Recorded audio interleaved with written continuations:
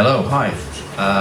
I'm a philosopher, and that means I have to answer this question a lot, because friends and family and people on the street have no idea what I do with my time or what it's for. Now, if you want to know what general people, or how much general people know about a topic, a really good place to start is the questions they ask the internet. So the next slide is a selection of Google autocomplete suggestions for questions beginning with "is philosophy?" So you can see here, people have some ideas of what it is. They think it might be a science, right? Maybe it's scientific. They're pretty sure it's useless, but it's also difficult, which I have to say is quite fair, actually. I have no idea where the questions about veganism and cruelty come from. From a personal point of view, philosophy is cruelty-free if you want it to be. So some people have a relatively good idea about what philosophy is. Let's see if they know what it's for. So here's some more autocomplete suggestions about questions starting with "can philosophy?" So philosophy is trying to explain or understand or know things, right? Which is also, I think, pretty good, and is a good start. On a personal note, to the best of my knowledge, philosophy cannot cook rice. So please don't try this at home. These are real, by the way. For me, philosophy is two things. It's a method for thinking in a clear and organized way about any topic you want, and it's also the collection of the thoughts and the writings of great thinkers throughout history. That's it, that's what it is.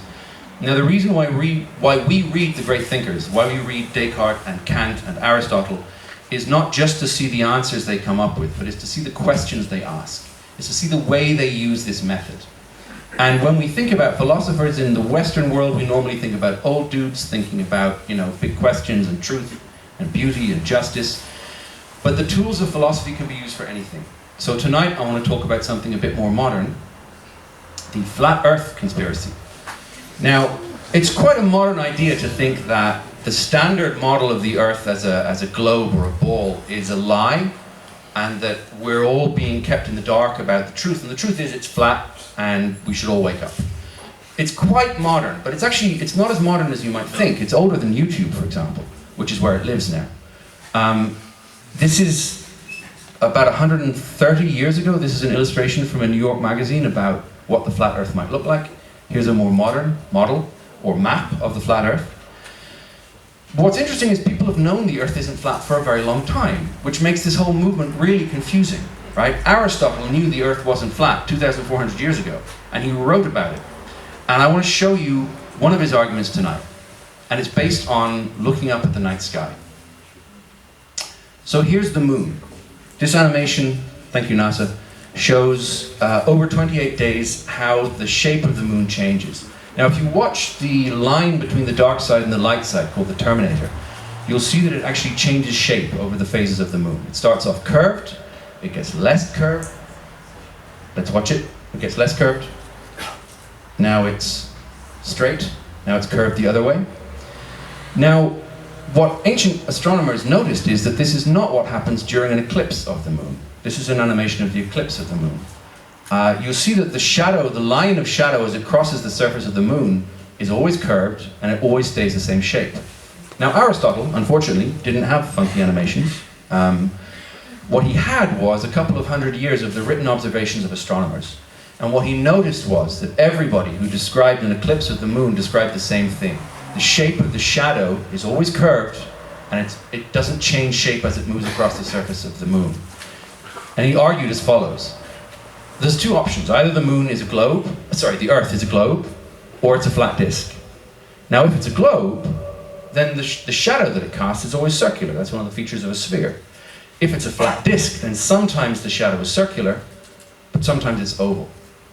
Now all of the observations showed that actually the shadow is always circular. So Aristotle, from this, took this as confirmation that the earth is a globe. Now you might think, well, that's very nice, and thank you very much, philosopher, but if I want to prove to somebody that the earth is not flat, then I can show them a photo, right? People have been to the moon, they've taken photos. There are photos from space. The problem is that if you're dealing with a flat earth theorist, they don't believe in the entire scientific project. So if you show them a photo of the Earth, they say, yeah, I don't believe it, it's fake. I've never been to the moon. Have you been to the moon? The beauty of Aristotle's arguments is they don't require the full mechanism of science. They require observations that anyone can make and a simple logical structure. Now, the consequences of believing in flat Earth are not that bad, but the flat Earth movement is just one of a whole family of anti-science movements that we're seeing playing out in the public sphere right now. And if we want science to win, if we want to learn from science to our own improvement, then scientists need help.